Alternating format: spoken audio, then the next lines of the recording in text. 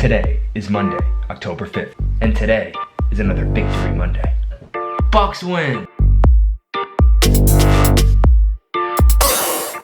Welcome back to another episode, the second Bucs Victory Monday here on O in the C, brought back by moderately popular demand. And we are here to talk about the game yesterday. Tampa Bay Buccaneers take on the San Diego Chargers in Tampa Bay, and it was the first game where fans were allowed in the stadium for the Buccaneers this year. And even though it wasn't full capacity, it's still really cool to see. You love seeing the fans there. That's awesome to see people's reactions when Tom Brady does Tom Brady things. First thing that we're going to talk about, for the second consecutive week, he's been in every single Bucs Victory Monday, getting himself a shout out again. Buccaneers right tackle, Tristan Wirfs. First round draft pick just this past year. Again starts, again goes unnoticed, and I mean that in the best possible way. Their pass rush, albeit Melvin Ingram, not in the game. Joey Bosa is still an elite pass rusher in and of himself. Tristan Wirfs was tasked, as was the whole offensive line of the Tampa Bay Buccaneers, with protecting Tom Brady against a good pass rusher, and he came through. Tristan Wirfs, another game goes by where he doesn't get exposed. And again, I said it last week, I'll say it this week. If you're not getting exposed as an offensive lineman, then you're doing great, you're doing your job. There was a couple plays even where, if you go back and you watch it, Tristan Wirfs absolutely owns Joey Bosa. He throws him just flat on the ground a couple times and just basically just beasts on him, which is really, really cool. A credit to the entire Buccaneers offensive line, singling out Tristan Wirfs just because he's so young and he's a rookie, and this is a very tough matchup, in particular having to go against Joey Bosa on the edge. They being the Chargers, were unable to consistently get any pressure on Tom Brady. He took a couple of hits, and one of them falls for sure on the running back. If you watch it, you can see. Really a credit to the Buccaneers offensive line. At times, some of the Bucs offensive line, some players on that offensive line look lost. But at times they flash the potential of what they could be. And against the Chargers right here, there was a good showing of really what the Buccaneers offensive line is capable of. But individually, shout out to Tristan Wirfs. Another good game against a good opponent, so we'll give him credit where credit is due. But we're not going to spend too much time talking about him, because we did talk about Tristan Wirfs on last week's show, to the next small thing that we noticed in the game that we're going to want to talk about. So this next one is kind of almost a conglomerate. It's kind of a sum of all of its parts, I guess you could say. Buccaneers GM, Jason Licht. If you don't know the name, you should, because Jason Licht receives a lot of hate in the Buccaneers fan community, and big picture, what Jason Licht has done for the Tampa Bay Buccaneers, and take all of your bias out of it. He has put the Buccaneers on the map, and in the biggest way. It's not for the obvious reasons necessarily, just sort of the smaller reasons and the things that people may not really piece together and realize that you should give credit to Jason Licht for. But Jason Licht did draft Tristan Wirfs, who we just got through talking about for the second time in 2 weeks. How awesome is that? But not only did he draft Tristan Wirfs, trade up to get him, but you see all across the field yesterday, and really you could argue in the last 2 games, you see what happens when the Buccaneers have injuries. They have had a decent amount, nowhere near what some other teams in the league are dealing with, knock on wood, but still a decent amount of injuries. They're bringing in guys who are being forced into roles that they're not normally accustomed to playing. And the guys in these roles are handling themselves. The good teams are able to just have the next man up mentality. Regardless of who goes down, the next guy's got to come in, and he's got to fill that role, and he's got to play well. And the Buccaneers are showing you what that is. No Chris Godwin. Guys got to step up. Mike Evans goes down early in this game, and holy cow, was that a gut punch. That felt awful. Seeing him go down, I really genuinely thought that it was going to be way worse than what it was. He did look, I don't want to say, he just didn't look himself. He did not look 100% after he came back in, but at least seeing him come back in, you know it's not a season-ending injury. and it just, or a major injury, and it looked terrible when it happened. You saw last week when Sean Murphy-Bunting went down.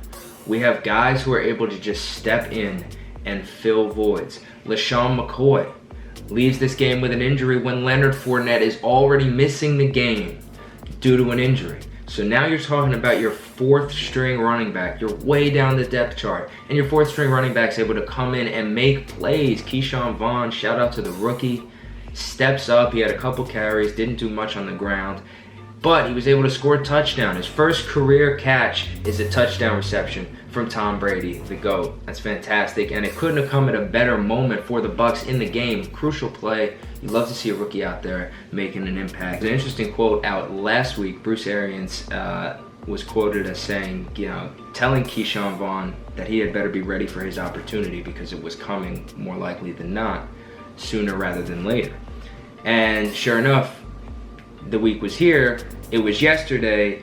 This week, Keyshawn Vaughn got his opportunity. He was able to make plays. Next on the list, a guy who didn't really have the biggest contribution per se, but he was on the field a ton, and that would be Tyler Johnson. Especially when Mike Evans left the game for that brief stint, Tyler Johnson spent a ton of time on the field. And Tyler Johnson, although he didn't get himself involved and in the flow all that much, Tyler Johnson was on the field. He was out there. It was good to see. Staying in the receiving corps, Scotty Miller. Just like we saw at the end of last season, where Scotty Miller kind of had a very strong finish to his 2019 campaign. He showed a little bit of what he could really do. Now you're starting to see Scotty Miller look just be utilized, I guess is the best way to put it. You're really starting to see Tom Brady take advantage of what Scotty Miller's good at and what Scotty Miller's able to do. And Scotty Miller is cashing in big time on his opportunities. He's looking like a stud, filling in for injury, really stepping up multiple times this year so far when the Bucs have needed him to. He's proving to be a great draft pick by Jason Light, and he deserves credit for bringing him in. These are guys that Jason Light put on the team and brought in. Even a guy like, you look at a guy like Gronk. If we didn't have Gronk, how much would Cameron Brate have played yesterday? You think about how different the team looks now than how it looked going into week one when you had all the starters on your depth chart. And all of the guys that have had to fill in, it really makes me appreciate Jason Light, what he's been able to do, just getting guys who are able to play football if we need them to play football. Last, but certainly not least, I apologize, but this one, it just needs to be, it needs to be said. It's an obvious one. It's a painfully obvious one. And I feel bad even saying it, but it needs to be said. The reason the Buccaneers win yesterday's game, Tristan Wirfs played great. Keyshawn Vaughn got a touchdown, that's awesome. You saw big plays out of Mike Evans, which is always great. Love seeing Mike Evans just dominate people. Ronald Jones, big game out of Ronald Jones running the football. Not a complete game out of Ronald Jones, but that's a topic for another day. The real reason that the Buccaneers win yesterday, it's one man and one man alone. And it needs to be said, this might be the only time I say it on any Buccaneers Victory Monday that we do going forward, but it has to be said at least once, and that's Tom Brady. Tom Brady, there's something about him. I obviously, myself, like everyone, we all know who Tom Brady is, and we knew who he was. Like, we knew exactly what the Bucs were getting when they signed Tom Brady. You knew what Tom Brady represented, and you know what he's capable of, things like that. But when you see it and you're watching it and you're really invested in it, and it's happening just right in front of you, just right in front of your eyes, and you're watching it, there is nothing like it. I've never seen a quarterback operate the way Tom Brady is able to just operate. Nothing on the field that could occur could bother Tom Brady. He's so calm in the pocket, it's incredible. His pocket presence is beyond elite. I mean, it's beyond elite. The way he's able to just get everybody the ball, he sets everybody up with opportunities. He throws perfect passes, and I don't mean perfect as in the accuracy is just flawless and all of them are, money throws and they're right here and everybody's able to catch it. That's not what I'm saying. He throws catchable passes. He understands depending on the style of route or the receiver you're throwing to, he understands how to take something off a ball to make it easier to catch for a guy, or sometimes to just lay it out and let a guy run to it, or sometimes you got to fire it and you got to stick it on the dude's chest. He's able to just do his job. He's able to execute at such a high level that it's hard for everyone around him to not execute at a high level, because he's so above. He's just the best player on the field, and it's something that, when you see it and it's really you watching it, it's amazing to watch. Hopefully we can get as many years as we can out of him and the best result possible out of him. Tom Brady, he is special, but even saying that Tom Brady is special feels like an insult. In the post-game press conference, Bruce Arians said it best. Last year, the Buccaneers don't win this game. And, that could be perceived as a shot at certain people. Not going to get into negativity like that, but it's a compliment above all else to Tom Brady. And it shows you that having Tom Brady makes all the difference in the world. And it doesn't make a difference just in how he delivers the ball or how he plays the quarterback position. It's everything. It's his mentality, it's his demeanor, it's his drive, it's his character, his effort level, his determination. Whatever word you want to put there to explain him, that's what it is. It's a situation where the whole team is just better because Tom Brady is on the team. Plain and simple, cut and dry. And the Buccaneers don't win that game yesterday without Tom Brady, and it's not even just because he threw 5 touchdowns. It's just because he keeps you in a game, because I would just describe it as this: Tom Brady keeps you in any game, not because he's balling out or dominating or throwing for 5 touchdowns. It's because he's Tom Brady, and as a player on that team or as a fan watching, what he can do. Tom Brady can overcome any deficit at any point. He can do anything. It does not matter. In the context of football, Tom Brady is virtually unstoppable.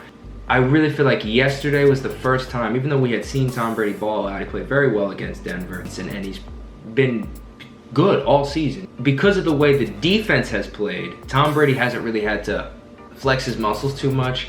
The defense has helped the Bucs just stay in every game thus far, but yesterday was the first game the defense looked out of sorts a little bit. They didn't look prepared, they did not look ready, and Justin Herbert looked fantastic.